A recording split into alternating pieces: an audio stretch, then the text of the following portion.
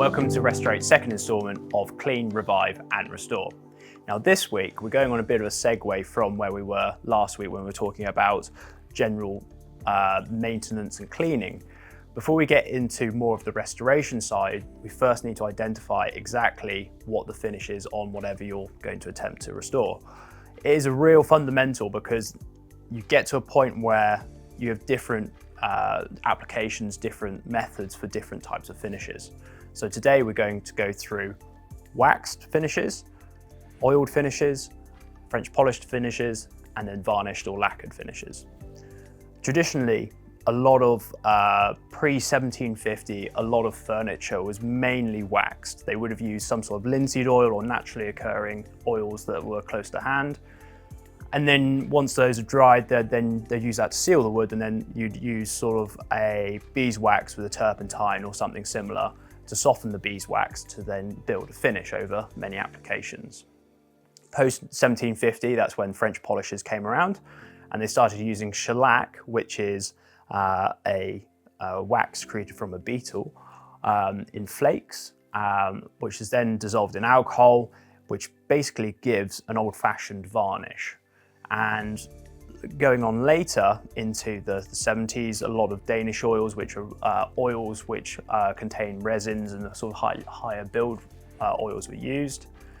And then more into the present day where most things are varnished or lacquered or spray lacquered. So those are the sort of the timeline of different finishes. And today we're going to go through how you identify those. So first of all, we're going to talk about the waxed finishes. This is a lovely board, a lovely bit of walnut board with some great figure on it. And you can tell this has been waxed purely because the build on the finish is very low. You can see when I say build, or this is almost quite a trade term, is how thick is the finish on the wood. Can you see all of the grain pattern, the grain texture? Is it sort of, can you feel it on the surface? If you can't, and there's quite a high build, that's like quite a thick finish, so a thick layer on top. And that's really what you see from a lot of modern varnishes, lacquers, or French, that's where it went to French polishing. So the original wax polishers, as I say, they would have used some sort of linseed oil initially and then built lots of layers of wax, which allows an open grain. It makes quite a rich color through the wood. And the difficulty with this is that it does mark very easily. So you would need to continually keep it waxed. And then a lot of the burnishing creams and ring removers won't work so well on this because the white marks are deeper in the actual finish, and therefore you'd need an oil or a turpentine mixed with beeswax to get those out. Now we go on to oiled finishes. These are usually identifiable by the warmth in the wood. If it's quite an orangey or yellow or warm look to it, then, and it's got a very low build finish, so you can feel the grain, you can see the, you can feel the openness and the crevices in the grain. It's most likely an oil. Also, a good way to check whether it's an oil or a varnish is if you scratch in the corner and it doesn't chip off, then it's more likely an oil. This is more likely Danish oil because it has got a surface sheen. As far as oils go, there is a reasonable build on it. So it looks like there is a finish on it.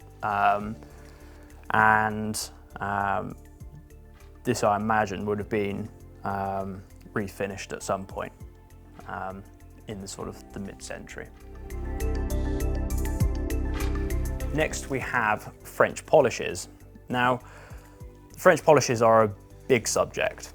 A lot of antique furniture that you would think of will be French polished if they're, say, pre-Victorian times, or pre-war, I suppose.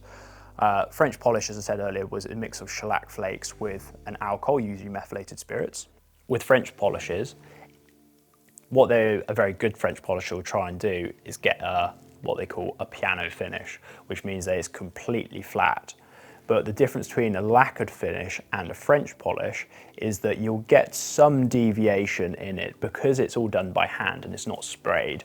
Basically, a French polish will have to do hundreds of layers up and down with what's called a rubber, which we'll come to in the next month's blogs. And because of that, you get quite a lovely natural wave in it, very subtle, if you've got a good French polisher. Also, the difference between a waxed finish and a French polish is this French polish is much higher build.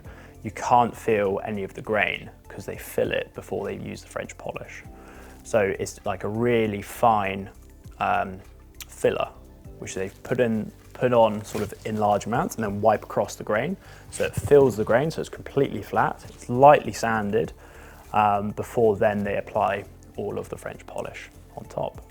So a good example of when a French polish is worn down heavily is this table, this little side table. So on here you can see that you can see that it's almost like worn away, but there's still a finish existing, if that makes sense. It's a more patchy, worn away look to it, purely because it's like a varnish, but it's softer than a varnish. So like we were talking about earlier, we were explaining the difference between the oils and the varnish chipping off or not. This has kind of chipped away, but it's in a softer manner. And with this one, you can't really, the only way to, when it gets this far into how damaged and worn away it is, you will have to completely redo this. However, we're going to use this next month to do our French polishing section. So we'll show you how to do the French polishing, how to remove the old finish, and do this at home. But yeah, it is, it's a good example of French polish that needs redoing.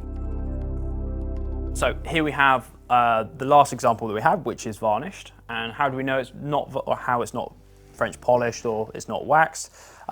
Looking around the sides, a giveaway is always if you can see some sort of chipping, and like we spoke about earlier, the chip test, it sort of chips off in bigger chunks because the finish is much harder. So that's how we can tell. This would have been waxed originally, but I imagine somewhere 30, 40 years ago, after lots of use, that it was varnished for a more hardy, it was probably used as a child's stool, so they probably wanted a harder finish on there because it was getting marked all the time. We can tell it's not French polished because you can see a lot of the grain and feel a lot of the grain, a lot of the imperfections in there. It is far more open. And I say it's chipping off around the sides, so we can tell it's not waxed or oiled. With this one, if there is any water damage, it's easy to just use a ring remover or a burnishing cream just to top that up. But unfortunately, if it wants completely refinishing, you have to use some sort of paint stripper or varnish remover, etc. To remove what's on top with some steel wool, well actually some Scotch-Brite, not steel wool because this is oak and steel wool will make it go black. So you want to use some sort of nylon Scotch-Brite / Merlon pad with paint stripper to remove it and refinish it if you wanted to do that. If you've got any questions, please leave comments below, or if you want to email us, our email address is info@restorate.co.uk. Easiest way is just send through some photos if you're not sure what you've got. The reason why we've gone through this right now is to identify the finish, because next week we're going to talk about reviving finishes.